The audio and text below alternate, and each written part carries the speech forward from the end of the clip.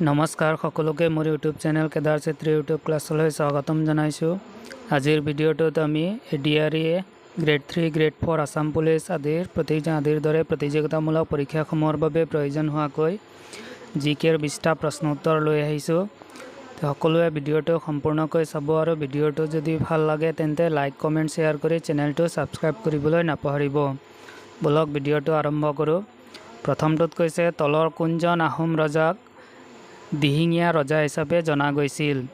আমাক এই 4জন ৰজা দিয়া আছে, ইয়াৰ ভিতৰত কোনজন ৰজাক আমি দিহিঙীয়া ৰজা হিচাপেও জনা গৈছিল। অপশ্যনবিলাক দিয়া আছে। অপশ্যন এত আছে চুক্লেংমুং, বিত আছে চুখাম্ফা, চিত আছে চুচেংফা আৰু ডিত আছে চুহুংমুং। এই 4জনৰ ভিতৰত আমাৰ দিহিঙীয়া ৰজা হিচাপে জনা গৈছিল কাক? চুহুংমুঙক, মানে অপশ্যন ডিটো আমাৰ শুদ্ধ হ'ব।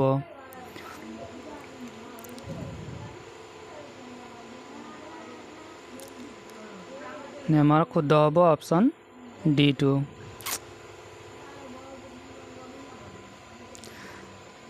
নেক্সটত আছে আমাৰ ভাৰত ব্ৰঞ্জৰ কোনটো যুগক সোণালী যুগ হিচাপে জনা যায়। ভাৰত ব্ৰঞ্জৰ কোনটো যুগক আমাৰ সোণালী যুগ হিচাপে জনা যায় আমাক কৈছে। তো অপশ্যনবিলাক দিয়া আছে। অপশ্যন এত আছে মোগল যুগ, বিত আছে মৌৰ্য যুগ, চিত আছে গুপ্ত যুগ, ডিত আছে ব্ৰিটিছ যুগ। এই 4টাৰ ভিতৰত কোনটো যুগক আমাৰ ভাৰত ব্ৰঞ্জৰ সোণালী যুগ বুলি জনা যায় আমাক কৈছে। গতিকে ভাৰত ব্ৰঞ্জৰ সোণালী যুগ বুলি জনা যায় কাক? গুপ্ত যুগক, মানে অপশ্যন চিটো শুদ্ধ হ'ব। নেক্সটত আছে আমাৰ তৰাইনৰ দ্বিতীয় যুদ্ধ কেতিয়া সংঘটিত হৈছিল। তৰাইনৰ দ্বিতীয় যুদ্ধ কেতিয়া সংঘটিত হৈছিল? অপশ্যনবিলাক দিয়া আছে। অপশ্যন এত আছে 1196 চনত, বিত আছে 1192 চনত, চিত আছে 1197 চনত আৰু ডিত আছে 1191 চনত। আমাৰ তৰাইনৰ দ্বিতীয় যুদ্ধটো সংঘটিত হৈছিল কেতিয়া? 1192 চনত, মানে অপশ্যন বিটো আমাৰ শুদ্ধ হ'ব। এই তৰাইনৰ দ্বিতীয় যুদ্ধটো আমাৰ সংঘটিত হৈছিল কাৰ কাৰ মাজত? মহম্মদ ঘুৰি আৰু পৃথ্বীৰাজ চৌহানৰ মাজত এই তৰাইনৰ দ্বিতীয় যুদ্ধটো 1192 চনত সংঘটিত হৈছিল।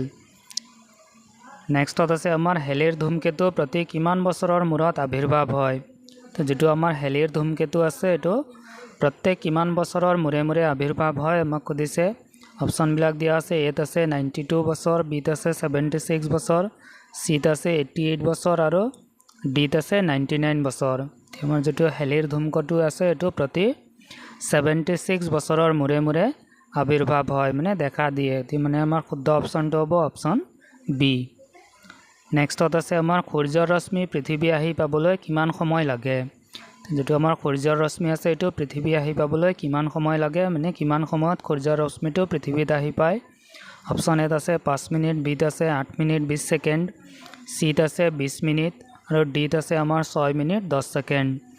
যিটো আমাৰ সূৰ্যৰ ৰশ্মি আছে এইটো পৃথিৱীয়ে আহি পাবলৈ আমাক কিমান সময় লাগে? 8 মিনিট 20 ছেকেণ্ড, মানে আমাৰ অপশ্যন বিটো শুদ্ধ হ'ব। নেক্সটত আছে সৌৰজগতৰ আটাইতকৈ উত্তপ্ত গ্ৰহটোৰ নাম কি। এই সৌৰজগতৰ গ্ৰহবিলাকৰ ভিতৰত আটাইতকৈ উত্তপ্ত গ্ৰহটোৰ নাম কি আমাক সুধিছে। অপশ্যনবিলাক দিয়া আছে বুধ, শুক্ৰ, বৃহস্পতি আৰু শনি। সৌৰজগতৰ আটাইতকৈ উত্তপ্ত গ্ৰহটোৰ নাম হ'ল আমাৰ কি? শুক্ৰ গ্ৰহ, অপশ্যন বিটো শুদ্ধ হ'ব।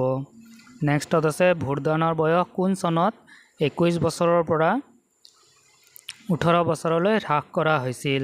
ভোটদানৰ বয়সটো প্ৰথমে আমাৰ 21 বছৰ আছিল, এইটো কমাই কিনে 18 বছৰ কৰা হৈছিল কিমান চনত সেইটো আমাক সুধিছে। অপশ্যন এত আছে 1978 চনত, বিত আছে 1981 চনত, চিত আছে 1976 চনত আৰু ডিত আছে 1989 চনত। আমাৰ ভোটদানৰ বয়সটো 21ৰ পৰা 18 বছৰলৈ হ্ৰাস কৰা হৈছিল কেতিয়া? 1989 চনত, মানে অপশ্যন ডিটো শুদ্ধ হ'ব। নেক্সটত আছে ৰাষ্ট্ৰসংঘ কিমান চনত গঠন হৈছিল। আমাৰ বিশ্ব শান্তিৰ কাৰণে আমাৰ সংগঠন যিটো আছে ৰাষ্ট্ৰসংঘ, এইটো কিমান চনত গঠন কৰা হৈছিল আমাক সুধিছে। অপশ্যনবিলাক দিয়া আছে 1947 চনৰ 20 অক্টোবৰ, বিত আছে 1948 চনৰ 23 এপ্ৰিল, চিত আছে 1945 চনৰ 24 অক্টোবৰ, তো ডিত আছে 1949 চনৰ 4 আগষ্ট। যেটো আমাৰ ৰাষ্ট্ৰসংঘ আছিল এইটো গঠন হৈছিল কেতিয়া 1945 চনৰ 24 অক্টোবৰ তাৰিখে নে অপচন সি টো শুদ্ধ হ'ব সেইকাৰণে আমাৰ 24 অক্টোবৰ যেটো আছে হেতুক ৰাষ্ট্ৰসংঘ দিৱস হিচাপে পালন কৰা হয় কিয়নো 1945 চনৰ 24 অক্টোবৰত কি হৈছিল ৰাষ্ট্ৰসংঘটো গঠন হৈছিল সেইকাৰণে আমাৰ 24 অক্টোবৰ যেটো আছে এটো ৰাষ্ট্ৰসংঘ দিৱস হিচাপে পালন কৰা হয় ইয়াৰ শুদ্ধ অপচনটো হ'ব অপচন সি নেক্সটত আছে কিমান চনত হিন্দু মহাসভা গঠন কৰা হৈছিল এটা হিন্দু মহাসভা আছে এটো কিমান চনত গঠন হৈছিল আমাক কৈছে অপচন বিলাক দিয়া আছে এটা আছে 1914 চনত বিত আছে 1915 চনত সিত আছে 1916 চনত ডি দিয়া আছে 1917 চনত তো যেটো আমাৰ হিন্দু মহাসভা আছিল এটো গঠন হৈছিল কেতিয়া 1915 চনত মানে অপচন বি টো শুদ্ধ হ'ব নেক্সটত আছে ভাৰতৰ নেপোলিয়ন বুলি কাক জনা যায় তে ভাৰতৰ নেপোলিয়ন বুলি কোনজনক জনা যায় আমাক কৈছে অপচন বিলাক দিয়া আছে আকবৰ বি দিয়া আছে শিৱাজী সি দিয়া আছে শাহজাহান ডি দিয়া আছে সমুদ্ৰগুপ্ত আমাৰ ভাৰতৰ নেপোলিয়ন বুলি কাক জনা যায় সমুদ্ৰগুপ্তক মানে অপচন ডি টো শুদ্ধ হ'ব নেক্সটত আছে কোন চনত দ্বিতীয় বিশ্বযুদ্ধ আৰম্ভ হৈছিল তে দ্বিতীয় বিশ্বযুদ্ধটো আমাৰ কেতিয়া আৰম্ভ হৈছিল কৈছে অপচন বিলাক দিয়া আছে 1914 চনত 1939 চনত 1918 চনত নে 1945 চনত তো যেটো আমাৰ দ্বিতীয় বিশ্বযুদ্ধ আছিল এটো আমাৰ আৰম্ভ হৈছিল কেতিয়া 1939 চনত আৰম্ভ হৈছিল 1939 চনত আৰু শেষ হৈছিল কেতিয়া 1945 চনত আৰু প্ৰথম বিশ্বযুদ্ধ যেটো আছে এটো আৰম্ভ হৈছিল কেতিয়া 1914 চনত আৰু প্ৰথম বিশ্বযুদ্ধটো শেষ হৈছিল কেতিয়া 1918 চনত ইয়াত আমাক দ্বিতীয় বিশ্বযুদ্ধ কেতিয়া আৰম্ভ হৈছিল কৈছে মানে আমাৰ 1939 চনত অপচন বি টো শুদ্ধ হ'ব নেক্সটত আছে গান্ধীজীয়ে দক্ষিণ আফ্ৰিকাত কোনখন বাতৰি কাকতৰ সম্পাদনা কৰিছিল গান্ধীজীয়ে দক্ষিণ আফ্ৰিকাত সম্পাদনা কৰা বাতৰি কাকতখন কি আছিল আমাক কৈছে অপচন বিলাক দিয়া আছে the Tribune of South Africa Indian Opinion Indian Herald নে Indian Garden the Indian Garden যেটো আমাৰ গান্ধীজীয়ে দক্ষিণ আফ্ৰিকাত সম্পাদনা কৰা বাতৰি কাকতখন আছিল আমাৰ কি ইণ্ডিয়ান অপিনিয়ন মানে অপচন বি টো শুদ্ধ হ'ব নেক্সটত আছে ইণ্ডিয়া উইন্স ফ্ৰীডম কাৰ আত্মজীৱনী যেটো আমাৰ ইণ্ডিয়া উইন্স ফ্ৰীডম আছে এটো আমাৰ তলত দিয়াবিলাকৰ কোনজনৰ আত্মজীৱনী আমাক সুধিছে অপচন এত আছে জাকিৰ হুছেইন বিত আছে মোহাম্মদ আলী সিত আছে এটা আব্দুল নহয় আবুল কালাম আজাদ হ'ব লাগে এটা ভুলে আছে আব্দুল কালাম আজাদ নহয় আবুল কালাম আজাদ ডিত আছে সৈয়দ আহমেদ খান যেটো আমাৰ ইণ্ডিয়া উইন্স ফ্ৰীডম আছে এটো আত্মজীৱনী আছিল কাৰ মৌলানা আবুল কালাম আজাদ এটো সি টো আব্দুল হৈ আছে আব্দুল নহয় আবুল হ'ব আবুল কালাম আজাদ নে অপচন সি টো শুদ্ধ হ'ব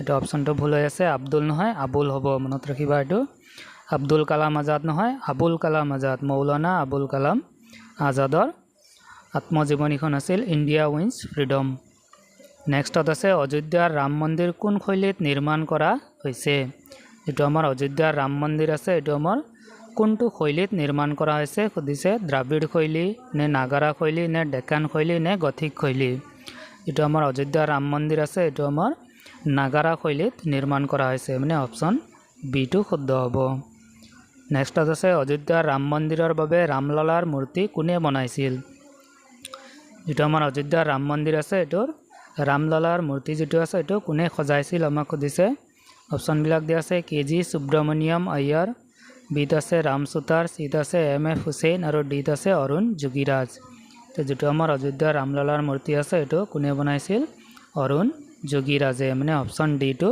শুদ্ধ হ'ব নেক্সটত আছে আমাৰ অযোধ্যাৰ ৰাম মন্দিৰ নিৰ্মাণৰ মুখ্য স্থপতি কোন যেটো আমাৰ অযোধ্যাৰ ৰাম মন্দিৰ আছে এটো নিৰ্মাণৰ মুখ্য স্থপতি কোন আমাক সুধিছে অপচন বিলাক দিয়া আছে ৰাম সুতাৰ চন্দ্ৰকান্ত চম্পুৰা অৰুণ যোগীৰাজ নে জগনমোহন যেটো আমাৰ অযোধ্যাৰ ৰাম মন্দিৰ আছে এটোৰ নিৰ্মাণৰ মুখ্য স্থপতি আছিল কোন চন্দ্ৰকান্ত চম্পুৰা অপচন বি টো শুদ্ধ হ'ব নেক্সটত আছে অযোধ্যাৰ ৰাম মন্দিৰৰ উচ্চতা কিমান যেটো আমাৰ অযোধ্যাৰ ৰাম মন্দিৰ আছে ইয়াৰ মুঠ উচ্চতাটো কিমান আমাক সুধিছে অপচন বিলাক দিয়া আছে 145 ফুট বি দিয়া আছে 161 ফুট সি দিয়া আছে 167 ফুট ডি দিয়া আছে 189 ফুট যেটো আমাৰ অযোধ্যাৰ ৰাম মন্দিৰ আছে ইয়াৰ উচ্চতাটো আছিল কিমান 161 ফুট মানে অপচন বি টো শুদ্ধ হ'ব নেক্সটত আছে শৰাইঘাটৰ যুদ্ধৰ সময়ত আহোমসকলৰ ৰজা কোন আছিল যেটো আমাৰ শৰাইঘাটৰ যুদ্ধ হৈছিল যুদ্ধ আহোম আৰু মোগলৰ মাজত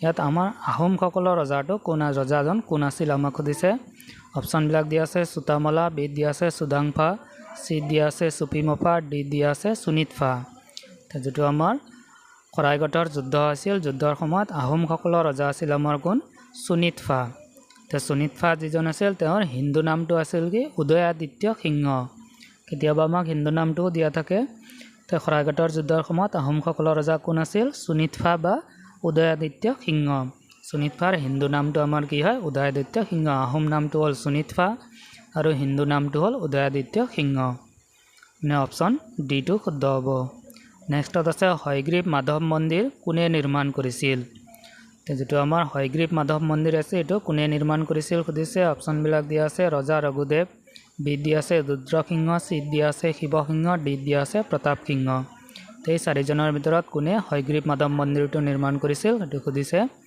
ইয়াৰ হয়গ্ৰীৱ মাধৱ মন্দিৰটো কোনে নিৰ্মাণ কৰিছিল ৰজা ৰঘুদেৱে হয়গ্ৰীৱ মাধৱ মন্দিৰটো ৰজা ৰঘুদেৱে 1583 চনত নিৰ্মাণ কৰিছিল 1583 চনত আৰু এই হাজোৰ এই হয়গ্ৰীৱ মাধৱ মন্দিৰটো ক'ত আছে কামৰূপ জিলাৰ হাজোৰ ওচৰৰ মণিকোট পাহাৰত অৱস্থিত হাজোৰ হয়গ্ৰীৱ মাধৱ মন্দিৰটো কোনটো পাহাৰত অৱস্থিত মণিকোট পাহাৰত অৱস্থিত নেক্সটত আছে আমাৰ দখনা কোন জাতিৰ মহিলাসকলে পৰিধান কৰে মানে যেটো দখনা আছে এটো কোন গোষ্ঠীৰ মহিলাসকলে পৰিধান কৰে আমাক সুধিছে মিচিং দেউৰী বড়ো নে ৰাভা যেটো আমাৰ দখনা আছে দখনাটো আমাৰ বড়ো জনগোষ্ঠীৰ মহিলাসকলে কি কৰে পৰিধান কৰে